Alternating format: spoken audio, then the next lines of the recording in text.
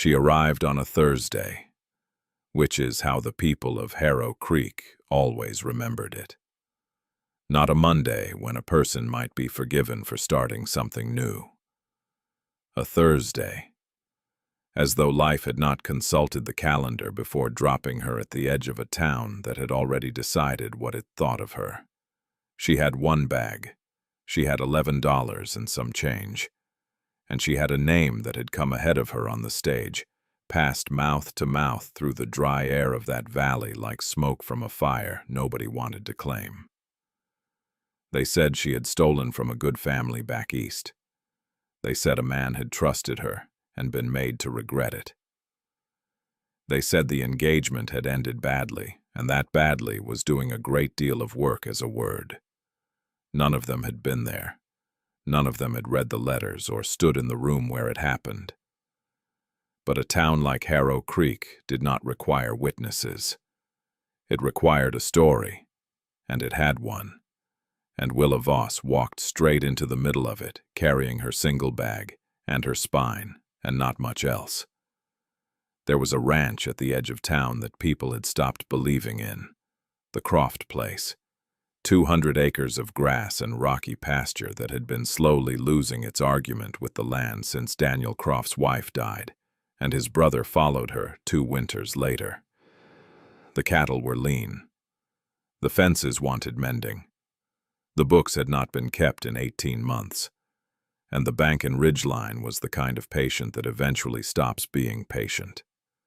Daniel Croft himself was the kind of man you could stand next to for an hour and come away knowing almost nothing about, except that he worked, and that he did not complain, and that he had taken in his brother's 2 young boys without being asked twice.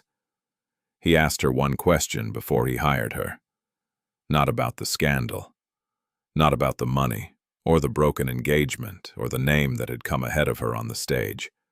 He looked at her the way a man looks at something he is trying to place, quiet and unhurried, and he asked her if she could ride. She told him she could. That was the beginning of everything, though neither of them knew it standing there in the cold morning air outside the livery. Her bag at her feet, and the whole long winter ahead of them, like a door that had not yet opened. Some things cannot be explained by the people who lived them. Some things can only be described from the outside, through what remained afterward. The ranch that everyone agreed was finished. The woman that everyone agreed was ruined. The quiet man who did not agree with anyone about anything, and who kept showing up to work every morning the same way the sun kept showing up, without announcement and without apology. What happened on the Croft place that winter is the kind of story that does not announce itself. It simply unfolds, the way a field unfolds when the snow finally goes. Slowly, and with great patience, and with more underneath it than you first expected. She arrived on a Thursday in the 2nd week of October, when the aspens along the ridge had already gone gold, and the mornings carried a cold that meant business. The stage from Ridgeline came in at 8:30, and by 9 o'clock, Willa Voss was standing on the board sidewalk in front of the post office with her single bag at her feet and the full weight of Harrow Creek's attention on her back. She did not turn around to meet it. She set her bag down, straightened her coat, and looked at the street the way a person looks at a road they have already decided to walk. That was the first thing anyone in Harrow Creek noticed about Willa Voss. Not the bag. Not the coat that had seen better seasons. The way she did not flinch. The story had arrived ahead of her, as stories do in small towns where the telegraph office shares a wall with the barber shop. What people knew, or believed they knew, was this. Willa Voss had been engaged to a man of some standing back in Cincinnati. The engagement had ended.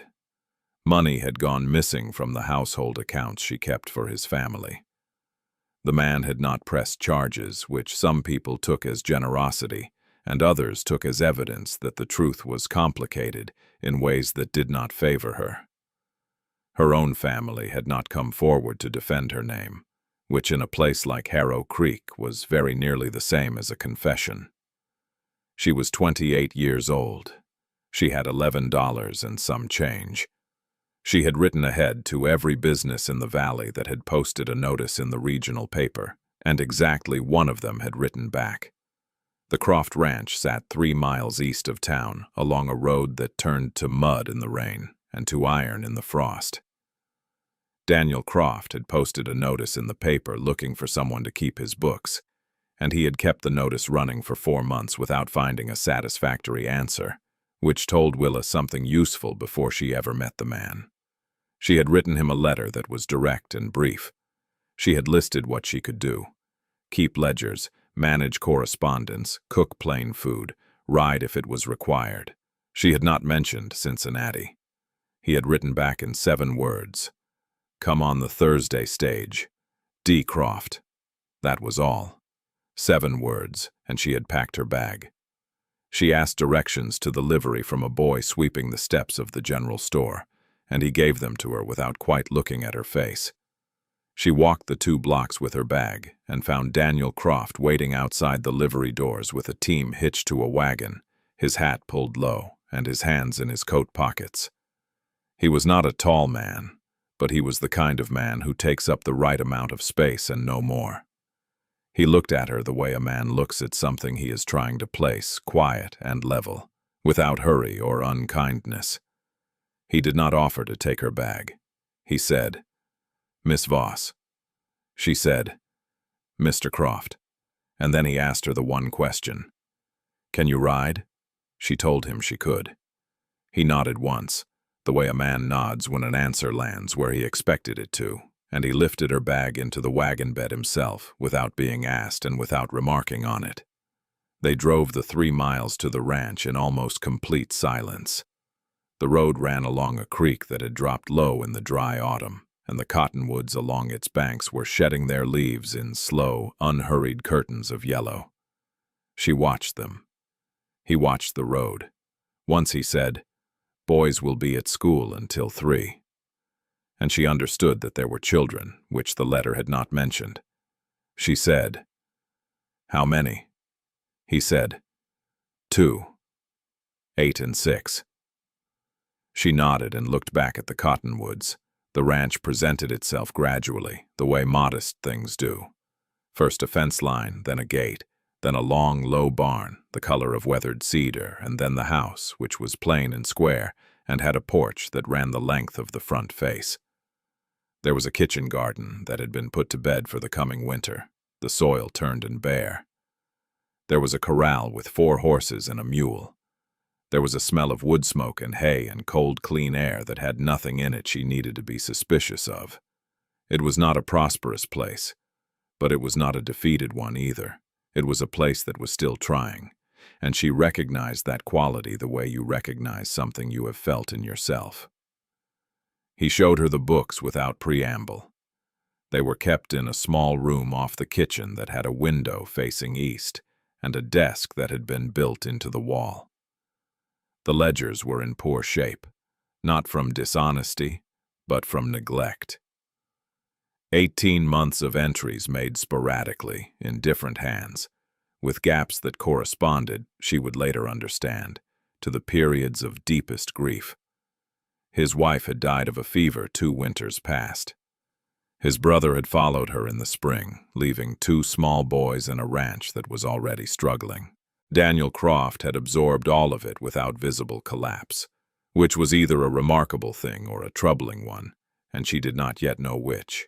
She sat down at the desk, opened the oldest ledger, and began to read. He left her to it without a word, and she thought that was exactly the right thing to do. The boys came home at 3 o'clock in a clatter of boots and cold air, and the particular noise of children who have been quiet all day at school and are now finished with that. Their names were Henry and Thomas, 8 and 6. They stopped in the kitchen doorway when they saw her, and they looked at her the way children look at things they are afraid to want. Henry, the older one, had his uncle's quality of stillness about him. Thomas was still young enough that his feelings crossed his face without permission. She said, "I am Miss Voss. I am going to be keeping the books for your uncle." Henry said, "Yes, ma'am." Thomas said nothing, but kept looking at her with an expression she chose not to interpret too quickly. She turned back to the ledger, and after a moment she heard them go through to the other room.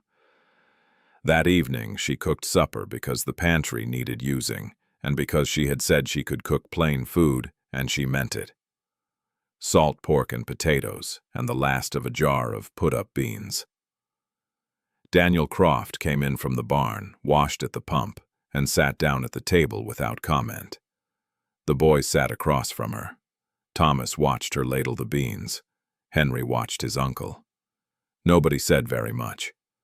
Some things are too new for talking. She poured the coffee and set the pot back and sat down. And for a moment, the only sounds were the fire in the stove and the wind beginning to pick up outside along the eaves. It was not uncomfortable. That surprised her. She had not expected to sit at a stranger's table at the edge of everything she had lost and feel something that was not quite comfort, but was at least its distant cousin. In town that same evening, Martha Holt told 3 women at the dry goods counter what she knew about the Voss woman, which was considerable, and what she thought about Daniel Croft hiring her, which was unfavorable. The women listened. The story moved. By morning it had traveled the length of the main street and settled into the walls of the places where people gather, and Harrow Creek had made up its mind about Willa Voss, in the way that small towns make up their minds, completely and without much interest in revision. She did not know this yet. She was 3 miles east of town, sitting at a desk in a small room with an east-facing window, working through a ledger by lamplight, finding the shape of a thing that had gone wrong, and beginning, quietly, to understand how it might be set right. The first week passed the way first weeks do when a person is paying close attention and trying not to show it. Willa rose before the boys, started the stove, and had coffee ready before Daniel came in from his first round of the morning. He did not ask her to do this. She did it because the kitchen was cold at that hour, and because there was a rhythm to a working ranch that she could feel underneath everything, like a pulse, and she chose to match it rather than interrupt it. By the 3rd morning he poured his own cup without remarking on it and set hers beside the ledger on the desk. And she understood that this was his way of saying something he did not have words for, or did not see the need to use them. The books were worse than she had first thought, and then better than she feared, and then worse again, in a different place. 18 months of partial entries, unpaid invoices folded into the back cover of the wrong ledger, a grazing agreement with a neighboring ranch that had been verbal and was therefore invisible to any accounting. She worked through it methodically, the way you work through any problem that is large and requires patience, 1 page at a time, 1 column at a time, not looking too far ahead. By the end of the first week she had a clear picture of what was owed and to whom, and she wrote it out on a single sheet of paper in 2 columns and left it on the desk without comment. Daniel picked it up that evening after supper. He read it standing, turned it over as though something might be written on the back, and then set it down and looked at the fire for a long moment. He said, "That bad?" It was not a question. She said, "It is manageable." Huh, he looked at her then, the way a man looks at something he is deciding whether to believe. And then he nodded and went to bed. She rode for the first time on a Saturday, 10 days in. One of the hands, a lean older man named Stu, who said very little and appeared to trust no one, had a fence line down on the east pasture and could not get to it before the remaining cattle drifted. Daniel asked her at breakfast, without ceremony, if she would take the gray mare and ride the line to see where it had failed. She said she would. Thomas watched her from the kitchen doorway as she went to the corral and saddled the mare with the efficiency of someone who had been doing it since childhood and had not forgotten. When she came back 2 hours later with a count of the breakpoints and a rough estimate of the posts needed, she tied the mare and walked back to the house and wrote the list on a scrap of paper and put it on Daniel's desk. She did not mention that Stu had watched her ride out with the expression of a man expecting to be disappointed, and had watched her ride back with a different expression entirely. Some satisfactions are better left unnarrated. The boys came around slowly, the way children do when they have learned that warmth is not always permanent. Henry allowed himself to be helped with his arithmetic on Tuesday evenings without quite admitting that he wanted the help. He would set his slate on the table near where she was working and begin, and if he made an error, she would say, without looking up, "Third column," and he would find it himself. Thomas was more direct in the way that 6-year-olds are direct, which is to say without strategy or defense. He began sitting beside her at the table in the evenings and asking questions that had no particular order or destination. Why do horses sleep standing up? What is the biggest river in the world? Did she know how to make molasses cake? She answered each one as seriously as it deserved. The molasses cake she could not make that week because there was not enough sugar, but she said she would when there was, and she meant it. And he seemed to understand that she meant it, which was its own kind of progress. The ranch taught her things she had not expected to learn. It taught her the specific sound a fence wire makes when it has been stressed past its useful tension, different from the sound of a wire that simply wants adjustment.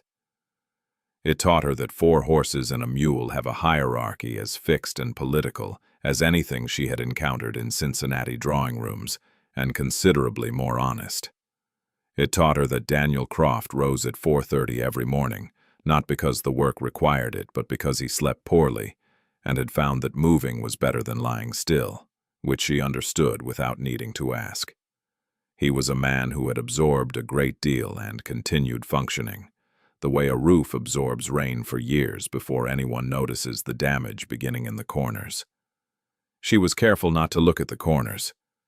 In town, the effort to have her removed was quiet and consistent, the way cold weather is quiet and consistent. Martha Holt was not a cruel woman by her own accounting. She was a woman who believed that a community had the right to protect itself from elements that threatened the order it depended on, and Willa Voss, in her estimation, was such an element.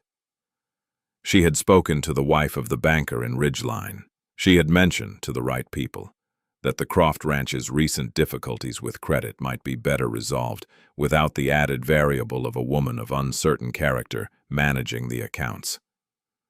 She did not raise her voice. She never raised her voice. She simply kept the information moving, the way water keeps moving, finding the low places. None of this reached Willa directly. It reached her the way most things reach a woman in her position, through silences. The dry goods clerk who had been courteous on her first visit was brief on her second. 2 women she passed on the board sidewalk near the post office looked away in the particular fashion of people who have recently been discussing you and have not finished. She noted these things and filed them and continued.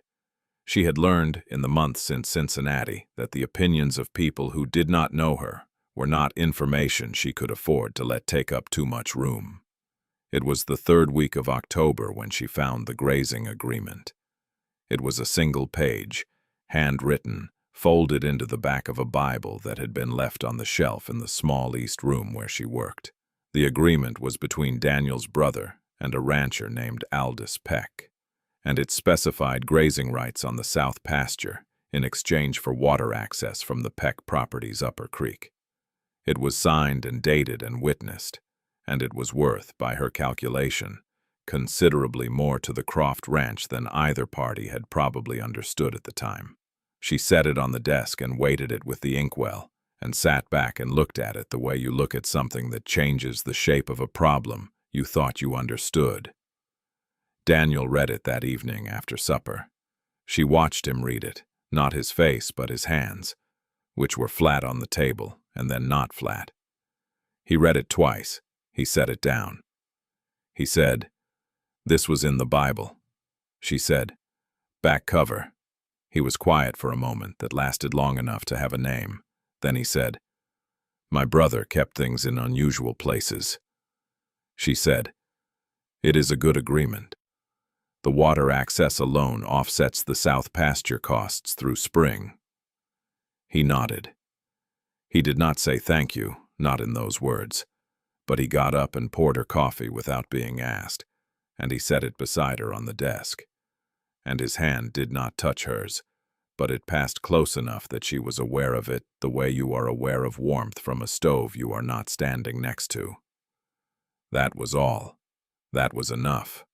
Outside, the wind came down off the ridge and moved through the pine trees with a long, low sound, and the horses in the corral shifted and resettled, and the lamp on the desk burned without flickering, and the ranch, which had been slowly losing its argument with the land, began very quietly to argue back. He arrived on a Tuesday, which was the kind of day that has no natural defenses. The stage from Ridgeline came in at its usual hour and deposited 3 passengers and a quantity of freight, and among the passengers was a man named Gerald Marsh, who was the younger brother of the man Willa had been engaged to back in Cincinnati, and who wore his good coat the way a man wears something he wants you to notice. He was not large, but he carried himself with the particular confidence of someone who has always had slightly more money than the people around him, and has come to regard this as a moral condition. He took a room at the hotel. He had supper at the dining room. By the following morning he had introduced himself to Martha Holt, which suggested he had done some preparation before the journey, or that Martha Holt was simply the kind of woman that men like Gerald Marsh find quickly in any town, the way water finds the lowest place. Willa did not know he was there for 3 days. The ranch had its own weather, its own calendar, and she had not been to town since the week before. She was deep in the work of reconciling the fall cattle count against the grazing costs, trying to find where the Croft Ranch might cut enough to make the spring creditor payment without selling cattle they needed to keep. It was the kind of arithmetic that required long, uninterrupted stretches of attention, and Daniel had given her those stretches without comment, keeping the boys occupied in the evenings and not interrupting her at the desk unless there was a reason.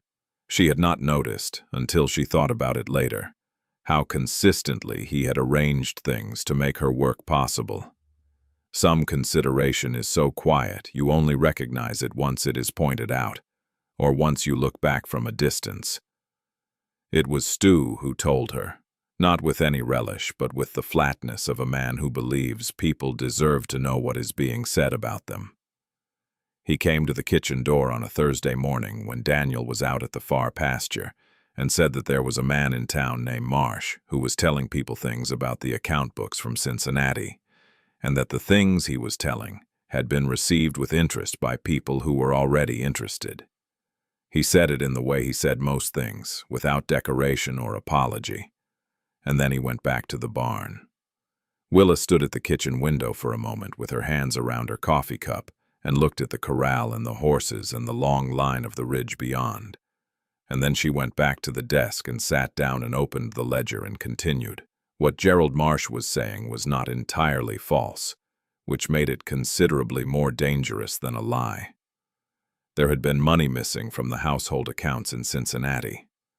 What he did not say, or said in a way that allowed listeners to reach their own conclusions, was that the missing money had been traced eventually to a cousin of his brother's, who managed the family's outside investments, and who had been quietly replaced without public acknowledgement. He did not say that Willa had been the one to identify the discrepancy in the first place, that her careful keeping of the books had made the discovery possible, and that the family had found it more convenient to let the story remain ambiguous than to clarify it in a way that would require them to thank her. He did not say any of that. He said that the accounts had been in disorder, and that Willa Voss had been the one keeping them, and that the engagement had ended shortly after. And he said all of this with the measured tone of a man who is only trying to ensure the community has accurate information. Martha Holt brought the campaign to its practical conclusion on a Friday afternoon when she called on Agnes Birch, whose husband sat on the board of the bank in Ridgeline.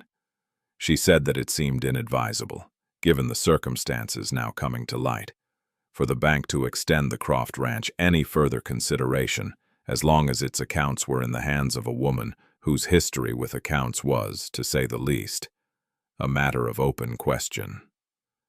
She said it gently. She said it with apparent reluctance, the way people say things they have rehearsed to sound unrehearsed.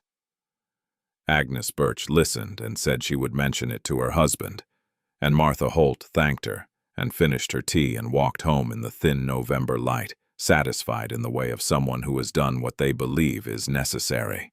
Daniel heard about it on Saturday from Aldous Peck, who had been in the bank on other business and had overheard enough to understand the shape of what was happening. Peck was not a man who involved himself in town matters as a rule, but he had respect for Daniel Croft in the straightforward way that ranchers respect one another, and he felt that Daniel ought to know.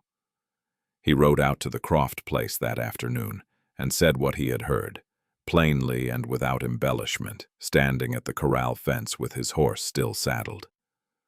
Daniel listened without interruption. He thanked Peck. He watched him ride back down the road toward town and stood at the fence for a while after, his hands on the top rail, looking at nothing in particular. He did not discuss it with Willa that evening. He was quiet at supper, but not in a way that was different from his usual quiet, and she did not press him. She had learned by then to read the texture of his silence, that some were simple emptiness and some were occupied, and this one was occupied, but it was not the kind of occupation that needed her to name it. After the boys were in bed, she worked at the desk, and he sat by the fire and read from the almanac, the way he did some evenings, and the lamp burned low, and the wind came in from the northwest with the smell of snow in it. On Monday morning he rode to Ridgeline. He did not say why. He was gone from before first light until the middle of the afternoon, and when he came back he unsaddled the horse and came into the kitchen and poured himself coffee and sat down at the table. She waited. He said, "I spoke to the bank." She said, "And," he said, "I brought them the creditor payment. I brought them the grazing agreement with Peck. I brought them the projections you wrote out last week." He looked at his coffee. "Told them the accounts were in better shape than they had been in 3 years, and that I intended to keep the woman responsible for that employed as long as she was willing to stay."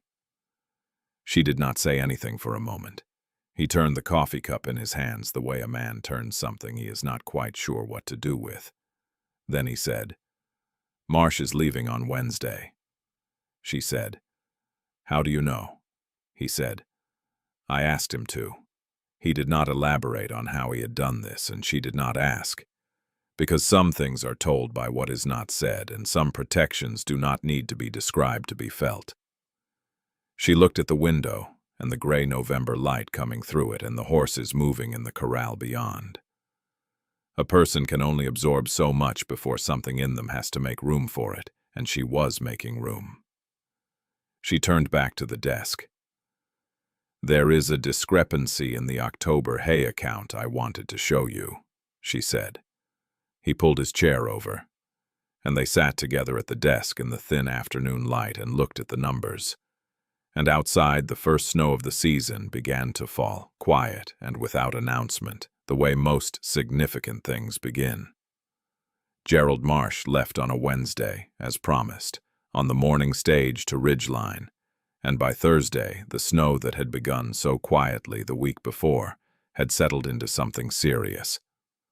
The pass north of Harrow Creek closed on the 14th of November, which was 2 days earlier than usual, and a full week earlier than anyone had planned for. The valley pulled inward the way it did every winter, the distances between places growing longer in cold and silence. The ranch 3 miles east of town becoming something closer to its own world than to any other. Willa noticed this not as isolation but as a kind of clarification. The things that mattered on a ranch in winter were the things that actually mattered, and there was a relief in that, after a season of managing other people's opinions of her alongside everything else. The work changed with the cold. There was less to calculate and more to tend. She learned to bank the kitchen fire at night in a way that kept enough heat through until morning, piling the coals just so, and adjusting the damper by a precise quarter turn that Stu showed her without being asked. a small transfer of knowledge that felt like its own form of acceptance. She learned that Henry woke in the night sometimes and would stand in the kitchen doorway looking at the banked fire with the expression of a child listening for something he was not sure was there, and that the right response was to say his name quietly from the chair where she sometimes sat reading late, so that he knew he was not alone, and then to say nothing else, because nothing else was needed. She learned that Thomas slept through everything and woke cheerful, and that this quality was something to be grateful for without making too much of it. Daniel repaired the barn roof in the first week of serious snow, working on it across 3 days in conditions that were not suited to the task, and when she brought coffee out to him on the second afternoon, he took it without comment and drank it standing in the barn doorway looking at the sky in the way a man looks at something he is trying to negotiate with. His hands were red from the cold. She did not say anything about his hands. She went back to the house and put a pair of his brother's work gloves, which she had found in the cedar chest in the east room and mended the previous week, on the shelf beside the door, where he would find them without her having to present them. He wore them the next morning. Neither of them mentioned it. Some things are communicated better through objects than through words, and they had both by then begun to understand this about each other. The town adjusted, the way towns eventually adjust, not with apology or announcement, but with the gradual softening of a position that has become too costly to maintain. The dry goods clerk was courteous again. 2 women who had looked away on the sidewalk in October said good morning in December, not warmly, but without the specific coldness that had been there before. Martha Holt said nothing to Willa directly, and Willa expected nothing from her, and this arrangement suited them both well enough. It was not forgiveness, and it was not friendship. It was the town acknowledging, in the only way it knew how, that it had been watching, and that what it had seen on the Croft Ranch over the past 2 months was not what it had expected. That was as close to an apology as the town was going to get, and Willa had long since stopped requiring more than that from places that did not know her. It was Thomas who said it first, which was not surprising. He said it on a Tuesday evening in the second week of December, without preamble or apparent awareness that it was significant, the way children say the significant things, in the middle of supper while reaching for the bread. He said, "Mama, can I have more molasses?" He did not look up. He was focused on the bread. Henry went very still across the table. Daniel looked at his plate. Willa reached for the molasses jar and set it beside Thomas's plate and said, "Mind you don't use it all. There's not much left until the next supply run." Thomas poured and handed the jar back and continued eating. Nothing more was said. But Henry looked up at her once briefly, with an expression she chose not to name because naming it would have made it smaller than it was, and Daniel's hand rested on the table beside hers, not over it, just beside it, close enough that she could feel the warmth of it, and she did not move her hand away. And neither did he. She had not planned to stay past the winter. She had not planned anything past the immediate necessity of employment and shelter, and the slow repair of a life that had come apart in ways that were not entirely her fault, and not her fault either, because she was honest enough to hold that complexity without flinching. But plans made before you understand a place rarely survive the understanding of it. She understood the Croft Ranch now. She understood the particular quality of its mornings, and the way the light came off the snow onto the kitchen ceiling in the early hours, and the sound the pine trees made in the night wind, and the weight of what Daniel Croft was carrying, and the way he carried it, which was without complaint and without drama, and with a fidelity to the work in front of him that she recognized as a form of faith. Some people pray in churches. Some people get up at 4:30 in the cold and do what needs doing and trust that it will be enough. She had come to believe it was enough. She had come to believe it was more than enough. On a Thursday near the end of December, with the snow a foot deep in the yard and the horses blowing white in the corral and the kitchen warm from the stove, Daniel came in from the barn at mid-morning, which he did not ordinarily do. He poured coffee and stood at the window, looking out at the white pasture for a moment, and then he turned and said, without looking at her directly, that he had been thinking she might want a different arrangement come spring, that the east room where she worked could be made into something more suitable, that there was a question he had been turning over and had not found a way to ask, and that he was aware he was not making a good job of it. He stopped. He looked at his coffee. She let the silence sit for exactly the right amount of time, and then she said, "Ask it, Mr. Croft." He looked up then, and the corner of his mouth moved in the way a man's mouth moves when he is feeling something large and has very limited equipment for expressing it. He asked. She did not make him wait for the answer. Outside, the snow went on falling, patient and indifferent and beautiful, covering the pasture and the fence lines and the long road to town. And inside the kitchen the stove burned, and the coffee was hot, and 2 boys were at school 3 miles away learning their letters, and everything that had been broken or lost or taken or surrendered was not returned, because that is not how life works. But something else was there in its place, something that had been built from the cold and the work and the silence and the small daily choices of people who had decided, without ceremony, to show up.